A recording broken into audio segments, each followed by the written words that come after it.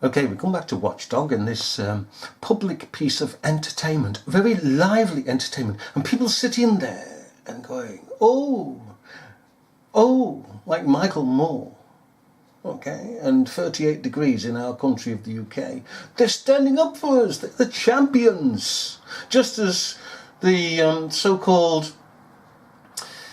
ombudsman and commissioners. And we find that the commissioners are 100% useless, totally political. Ombudsman, you can get round about 1% that are any good. The rest, 99%, are just political. Jobs worth, hype of government. You have to take the buggers to court. Anyhow, let's get on with this. For coming in, gentlemen, and let me remind you, the only way parking companies, who Mr. Troy represents, can get my name and address or your name and address is because the DVLA agrees to hand over those addresses. Are you still comfortable with that? Yes. Yes, but Anne, hang on a minute. You've just promoted the buggers. You've just basically said, yeah, they're allowed to do it. They're not frigging allowed to do it. It's our personal information. Our address. All about us from that address. We're not allowed to do it. Oh, honestly, carry on, Watchdog. We only release information to people under very strict controls and only when it's lawful to do so. You see, you talk about tough safeguards. How tough unlawful safeguards we've seen there? We work closely with Patrick and the team at the BPA, but it's right that all these cases are now subject to an investigation by BPA, and I've asked Patrick for a report on each case. Are you disturbed about this? I shall wait to see what the investigations show. But just from our evidence? From what we've seen, it's clear that all these cases are rightly passed to BPA for investigation. Yeah, I mean, you wouldn't blame motorists for thinking that you get 3.4 million, nearly 3.5 million a year revenue from this, and maybe that's your priority. We make no profit out of this. What we do is try to recover our costs for the release of this information direct from industry, so that... Hang on, that's a lie. Oh, we don't make any profit out of it? Of course you... Right, without the parking eye and the rest, before these came along and started putting up the charges for private companies, etc., Asda's, Morrison's and the like, you weren't losing any money, were you? Oh, well, it's the cost of sending it to these companies. Right. Is it now? So you've drafted in then, that's what you mean to tell us, you've drafted in more members of staff to sit at desks, certain desks, priority desks, to serve the parking industry. No, you're not. Well, you should tell us that you did that.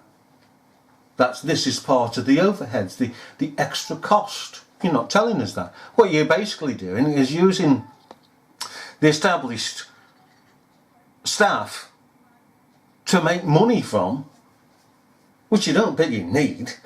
You're a government department. You're not supposed to make money. And I suppose that's why he says, we don't make money. Because you're not supposed to make money.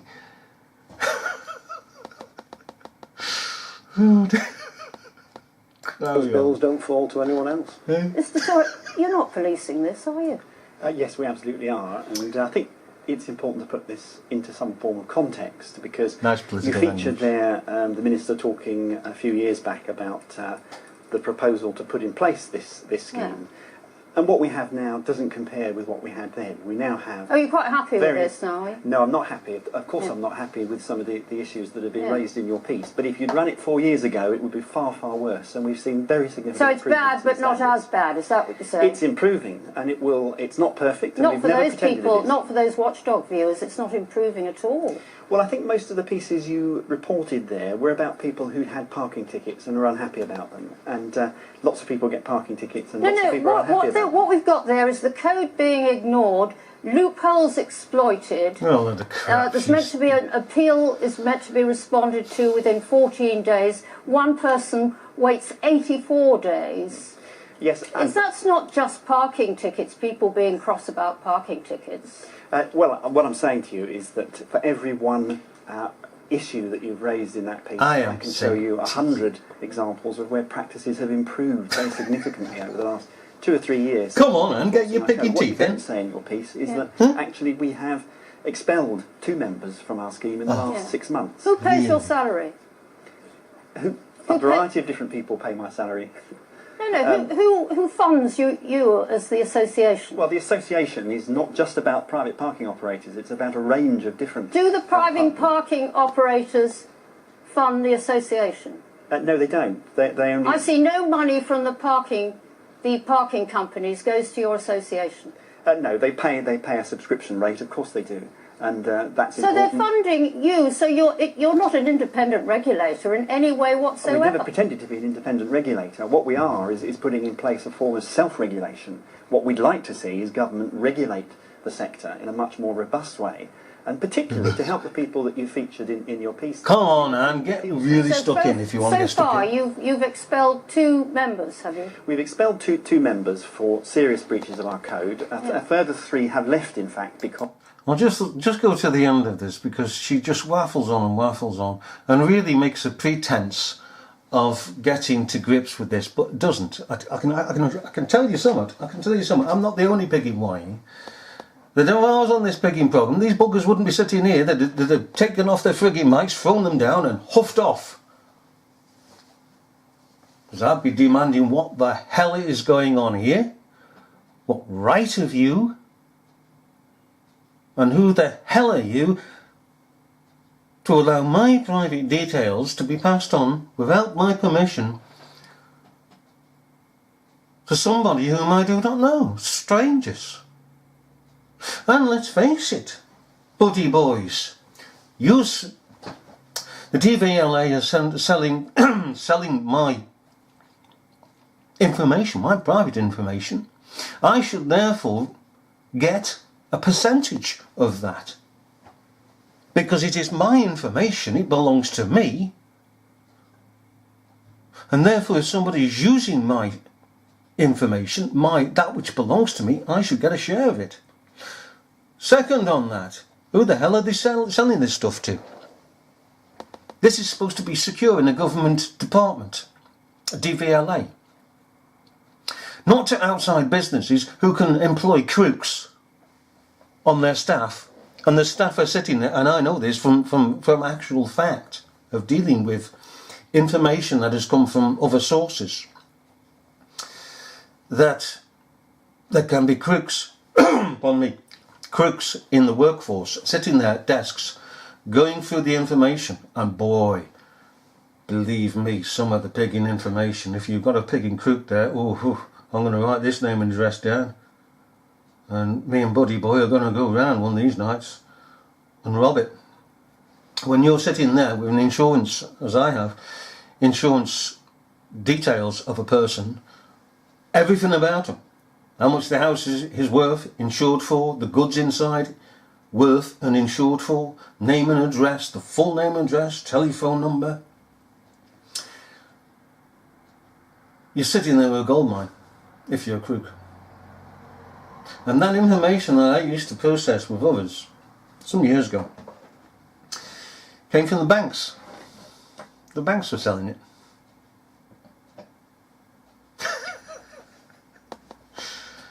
Let's go towards the end of this. Let's see if we can get is this it? Time and date stamps. Hang on. Is this towards the end? Just want to see what she says at the end. Around 450 of those companies stopped receiving any information from us. Huge change then. Hang on. So that's 5 altogether. So that's 5 that have left. Okay. And are you happy, Mr. Evans, at this level? I mean, don't you think they should be punished a little more severely. And 2 years ago, there was a step change in the control of this industry. DVLA released information to around 600 companies and individuals to manage parking Which previously. none of us who gave that information to you ever gave permission for. 2 years ago, when we explained to them that they needed to join this scheme and comply with these rules, around... Now, you just ignored her, which we've been saying all the way along, actually. I didn't realise she had said that. But is she going to pursue it? In the control of the industry. Oh, me. DVLA released information to around 600 companies and individuals to manage parking Which previously. none of us who gave that information to you ever gave permission for. 2 years ago, when we explained to them Ignore that her. they needed to join this scheme and comply with these rules, around 450 of those companies stopped receiving any information from us. Huge change then, incremental improvement. Why? You see, there's always these questions. He's just said, okay, he's ignored Anne Robinson's first question as to who gave you the authority, who gave the DVLA authority to sell on private information. Ignores that. Now he's just said about, and she will not pull him up on this, well she doesn't, about 400 odd persons no longer receiving the information. And everybody goes, oh yeah, right, fine, yeah, everything's fine. This is what the impression he wants to get across. Everything's fine. They're doing their job. But why has 400 and odd persons and companies stopped? In what way have they stopped? Do they not need any more information? Or are they going through the DVLA some other way? Doesn't say. It's like this wretched bugger here, who when Anne Robinson asked him about who's funding him, he wouldn't answer. He just skirted round it and skirted round it until he had to say, yes, right, the companies that have signed up for this scheme are funding me. And then he had to sort of say, well, basically, we're still independent. These are two political scumbags, and this one here is a theatrical player. 2 years ago, Come when on. we explained to them that they needed to join this scheme and comply with these rules, around 450 of those companies stopped receiving any information from us. Huge change then, incremental improvement now, things getting better, tighter, We've got to month by stop month. there. Thank you very much, both of you, for See? coming in. Chris. How she leaves it. What a pathetic, wet blanket Anne Robinson was. And they're going away smiling. As I say, if I were there, they wouldn't last 2 picking minutes, they'd be off. I say, basically, how dare you sell my private information? And what am I getting back? You're selling my information. The DVLA is selling it. You are approving it. What's the money in return that I get? I want a percentage. If you're going to do that, and you've no right to do it in the frigging first place, so how dare you sit here and back up an unlawful practice? How dare you? Big in a man, they wouldn't be big and smiling, I can tell you. The thing about all this Watchdog is that it is just pure theatre. It's a dog with no teeth. That's all it is. That's all it is. But it's that, I would say, that atmosphere that is created, that people then sit back when the programme's over. Oh yeah, they've dealt with that and they've dealt with this and they dealt with bugger all, matey boy. And when these we refer to, as we say, the regulators, commissioners, set up by government, they don't do anything. I've only ever had one. Not commissioner, ombudsman, do anything right. The rest, forget it. Yep, these are riding high. How much money are these getting? 60, 70 grand a year, plus expenses, plus clothing allowance. In their expensive suits, shirts.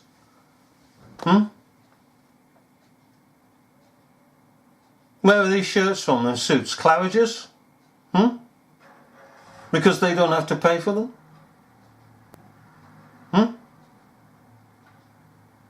Manicures? Don't have to pay for them? Put them on expenses. Boris Johnson and his pigging leaves round the cenotaph. Load of pigging hypocrites. But there you are. Watchdog is not all that it appears to be.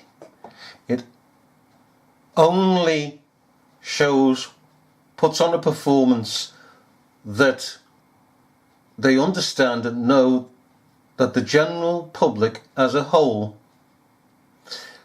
will swallow. It's a piece of entertainment.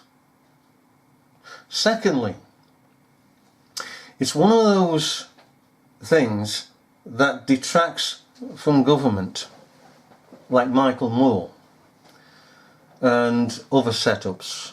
What I mean to say is that previous to these modern day setups, people could go and would go en masse to the government and challenge government. Now, government has brought about a barrier in the Michael Moores, the 38 degrees, for instance, as we said before, and others. The Julian Assanges, for instance. To shield them. You see, if these persons are asking and challenging government and government officials, that means the general public feel satisfied and feel that they don't have to, because somebody else has done it for them. So they can sit back, stick their feet up, ogle the TV, let it teach them what the media wants them to learn and governments want them to learn within this secular system. This system that creates war after war after war, slays people, murders people, dopes people up, does everything against humanity. Okay? This very vile, wicked, secular system. Totally evil. And so it is that, in fact, we shall see more of these as time goes on. More barriers put up, more walls that will answer, so the people think, their problems, their complaints. And as time goes on, proceeds forwards, and indeed backwards educationally, people will become more and more frustrated as they see that these groups of people and organisations that are not standing for them, it becomes plainly evident, they'll get frustrated and then civil war will break out. And this is what the government is trying to prevent at the end of the day. It knows, our government in the UK knows, and probably other governments know around the world, that the situation is dire. There's every possibility of civil war, a government overthrown, and so they seek to pacify things, to have people to have these groups to go to in order to pacify the people, that the groups are representing them and everything's fine, we're challenging government, but eventually, as we all know, the pigging pack of cards comes crashing down, the house of cards, smack. It's only a matter of time. Well, we'll leave Anne Robinson to fill her bank account and just sit on the stage of the bent BBC and leave it at that. How are you doing, Miss Molly? turned your lights off, haven't I? Eh? Put your lights out. Nah. Anyhow, let's go.